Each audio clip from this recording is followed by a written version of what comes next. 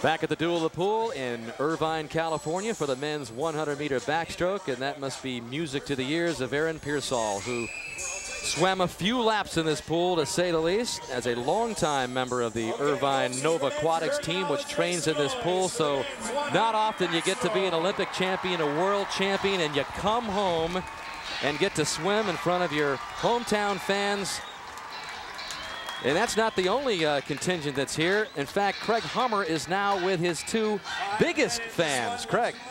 That's right, Dan. Wella and Tim Hardig. And Wella, I think it's an understatement to say you guys know this commute, right? We do. This is one we could do in our sleep, for sure.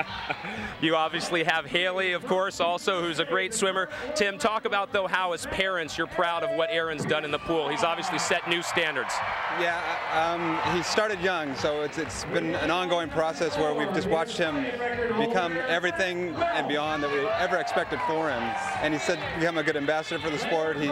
Everyone seems to like him. He gets along well with the Aussies, and so it's all good for us. Wella, do you still get nervous? Extremely, extremely. All right, you guys, we'll let you sit down and watch. It'll be a good show. Thank you.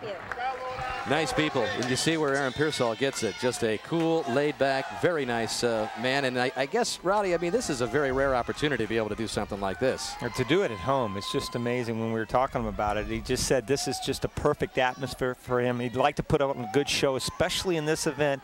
Having the 100 backstroke being the first one, he knew that if he's going to pop off a good time, this is the one to do it in.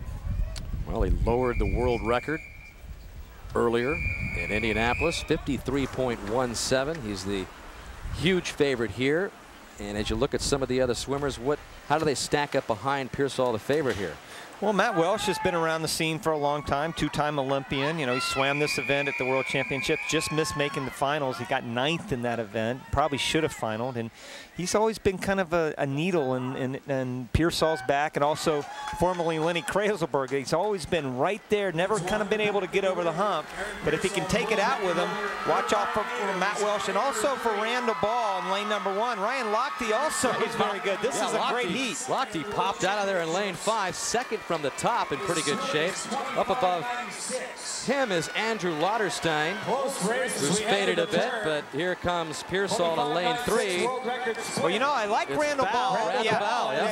You know why, Dan? Because he's way there at the bottom of the screen. He's got nice, clean water next to him. There's no swimmer in lane number 2, so he has no turbulence whatsoever to swim through. Another thing is I'm not sure Aaron Pearsall can even see him over there to the right, but watch Ryan Lochte up there in lane number 5. He's doing a job. It looks like the United States may go 1, 2, 3 here. Okay, Pearsall beginning to battle down the stretch here as Lochte's giving him a run for his money, but Pearsall just turns it on and wins it. Finishing second was Lochte, and Val was third, so this is another American sweep. 1, 2, 3. Boy, and this is a huge event for the Americans. It always has been. I mean, we remember watching the Olympic trials, and the top 8 swimmers from last summer's Olympic trials could have made the finals at the Olympics. That's how strong they were. But Aaron Pearsall, boy, his start gets off to a good lead early on. All the Americans, though, are so good off the start. But watch Aaron Pearsall head on, flips those feet up in the air, just like Natalie Coughlin. Here's another view right there in the middle. Randall Ball right in front of you also just gets off to a great start. Former Stanford swimmer. Another one underwater. Once again, the depth is so important. Matt Welsh next to Aaron Pearsall actually goes a little bit deeper. He might have been underwater a little bit too long. He didn't get to pop up to the surface like Pearsall does. But boy, I tell you, Pearsall's the last 15 or 20 meters. It's just so good, isn't it? It was like, that's enough, guys. Yeah, it's time to time to quit playing games. I'm going to go ahead and punch it in here. So the Americans keep the pattern going. The favorite wins, and then the favorites followed by more red, white, and blue as Lochte and Val follow up Pearsall with the men's 100 backstroke. Back down to Craig. Aaron, you have said that you love this event, and certainly you took dual meet racing to an art form at Texas. What do you like most about this format? Just boom, boom, boom, back to back. It's the way we train. It's the way you should train if you really want to swim well in a meet, especially like this. But because we train like this, we can do a meet that lasts 8 days as well. So it's just a testament to how hard we work, I'm sure.